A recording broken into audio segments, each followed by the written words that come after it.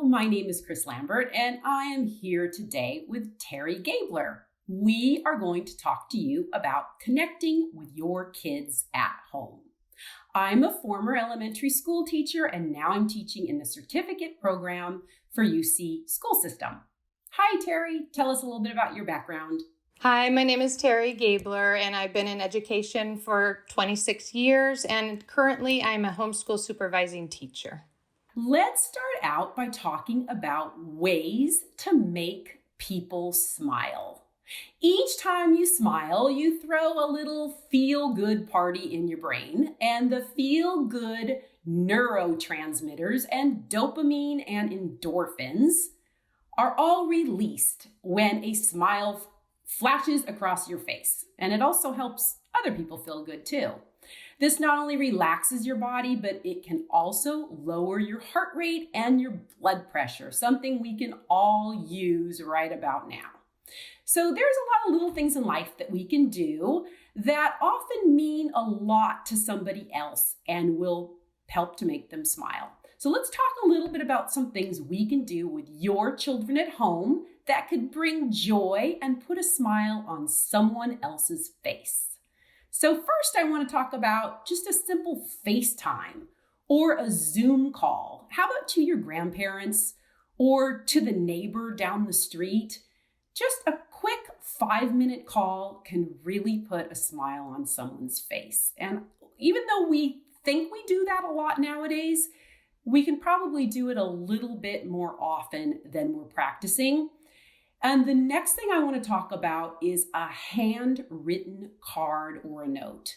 Think about how often we send text messages, but writing a card or drawing a picture and actually putting it in the mail to a grandparent or a friend or a neighbor is a completely different experience than sending a text message. Teri, what ideas do you have to help put a smile on someone's face? I have a few families where they're homeschool students, and they started doing pen pals. So it was with one of the kids that they know from school or a grandparent. And so they're actually sitting down and making a list, and they draw a different name each week and write a letter, and with the intention of not just writing it, but becoming pen pals with the other person. So that's kind of a nice old-fashioned way to do it. Also, just checking in on your neighbors. I have a lot of neighbors that might need some help. So like my neighbor across the street the other day, I've been reaching out to him a lot, and he just asked me if I could bring in his mail when he was going to be gone because he was expecting a package. So I think it really helps to model that for your children too, to like, how can we check in on our neighbors? Another thing that has been really good in connecting and making people smile is I've been doing some walk and talks. So I put my earphones in and I go for my walk in my neighborhood, and I call my friend and she goes for a walk in her neighborhood. And, it's a nice way to model for your children of how to connect with their friends during this time, or for adults to connect with other people as well. Those are some great ideas. I just thought of a couple more. Going to the grocery store. If you know that you are heading to the grocery store, call a neighbor. Ask them if they need anything. Can you pick up something for them on the way? You're heading there anyway. Also a great way to model to your children to think about other people as well as yourself. Something that I love to do to make other people smile is I dress my dog up, and I have these cute little, they're called goggles or doggles for the dog. And I put them on him and I let him stick his head out the window, and I drive around town. And when I get up to a stop sign, I look over to see everyone else's face, and people are laughing and smiling. And it's something that's easy for me. It's fun. And I love to see the reactions on everyone's face. So let's continue on with another idea, which is contribute to a cause. So there are so many fantastic causes out there that if you can start to get your children to start thinking again in a different way, and maybe even tackle that garage that you've been wanting to clean out, get things together that you can sell or that you can donate. If you sell things and you can take the proceeds and you can give them to a charity of your choice or your children's choice, Or you can just go ahead and donate things and get things together. Again, you are modeling for your kids things that are helping other people, which also reminds me of puzzle and a game trade. So often we have things in our house that our children don't like anymore. They're puzzles or games, and they've either outgrown them or they just don't use them anymore. There's a lot of apps out there, even the Nextdoor app, where you can put something on and you can trade it with somebody else. So if you have an old puzzle you're not using, you might see who else in your neighborhood would like to either trade, or you can just give it away. And it's a fun way to get something new and keep things exciting. Next, I'd like to talk about creating a money-making challenge. And actually, Teri, you can probably help a little bit with this. Have you thought of ways that your family can come up with something to do around the house that you could have a challenge and then you can donate that money to the charity of your choice? Do you have any ideas about what you might do? You know, something we've done for a while, because we were saving for a big 8th grade Washington, D.C. trip, but we started collecting recycling from the neighbors that they were done with. They said, I don't want to bring it to the store to recycle it. So we collect recycling and then we bring it in. So we could save that money and donate it to a good cause. Can you talk a little bit about how you would come up with which cause to donate to? So many causes right now. Like you could donate to hospitals or animal shelters, or, I'm sure there's many different people first responders, you could find a cause and donate to them. Well, I also like the idea of maybe having each child in your household come up with something that's important to them.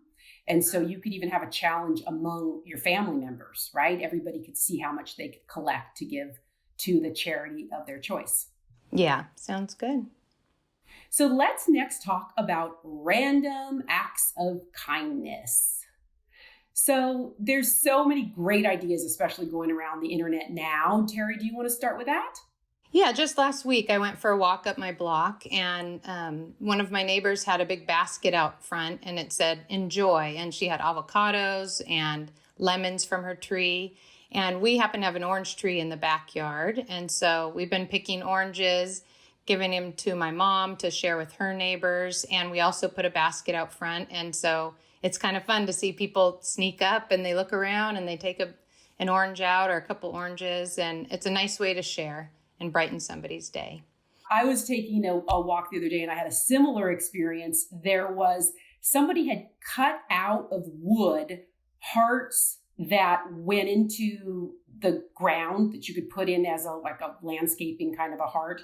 And obviously their child had painted it, and they had above it a little donation box, and it said donate whatever amount you want and take one of these for your house. And it also had a Venmo number. So you could Venmo the money and it would go to first responders, was their choice of where they wanted the money to go. So what a fun way to get your children to participate. I was also thinking you could wash your neighbor's car or wash a friend's car. And you could also make some cookies, package them for your neighbors. And I had the little boy next door did that for me. He and his mother made some brownies and they wrote my name on it and they put it in a Ziploc bag and they put it on my doorstep. It was just a fun way to know that you're being thought of, and what a fun random act of kindness. Right. And that's also nice for the children to know when you're doing something like that they're going to bring a smile to somebody else. And one other thing I saw on Nextdoor app was someone had flowers in their yard and they just cut little flower bouquets. And I think they probably put them in a little empty yogurt container or something. And they said, come by and pick up some flowers. And they just had them all sitting on the sidewalk, or if you walked by, you could take one. So everybody seems like they might have flowers at this time of year. If you do in your yard, you could put some things out for people to take. Fun. One last idea is a book giveaway. And I think you've had experience with a book giveaway. Am I correct? Yeah, I was going on a walk with one of my friends, and just in front of this house, they had a line of like 10 different novels that it just said, take a book. And I had just finished one of my books, so it was good timing. And then when someone does something nice for you, it makes you think like, well, that's a good idea. When I finish this book, I'll put a little table out and have people come by and pick up a book of their choice. And kids can do it too, because they, reading so many books, it might be nice to share. So it actually just made me think about the book giveaway could also be a puzzle or a game giveaway in that same area. Yeah, there are many games at this time where I said, if we're not going to end up playing them much at this time, we should put them out for somebody else to enjoy. Exactly. Oh, and and this fantastic thing about this is it just trains your children to start thinking in a giving and a kind way. And then I find that once you start doing this, you just more and more ideas pop into your head of ways to make people smile and to give back. And it ends up making you feel better in the long. You think you're doing something for somebody else and it makes you feel better anyhow. It certainly does. And I always like to end, like we did last time, with a challenging word or a word of the day. And for me, every day when I get up, I think of a new word that I will carry with me throughout the day. I usually put it on a stickum in my bathroom, but I continue to think about that word. And the word today for me is laugh. And the reason why I picked that word laugh is I think we don't laugh enough as adults. And often when you're looking at your kids or your students in your class, they always think the silliest thing is so funny. And so I would like to start bringing that back into my life. And whenever I see something that I think is worth laughing about, or even just a little bit of a forced laugh, to think that smile will help me throughout the day and also bring a smile on someone else's face. So my word of the day is laugh. What's yours?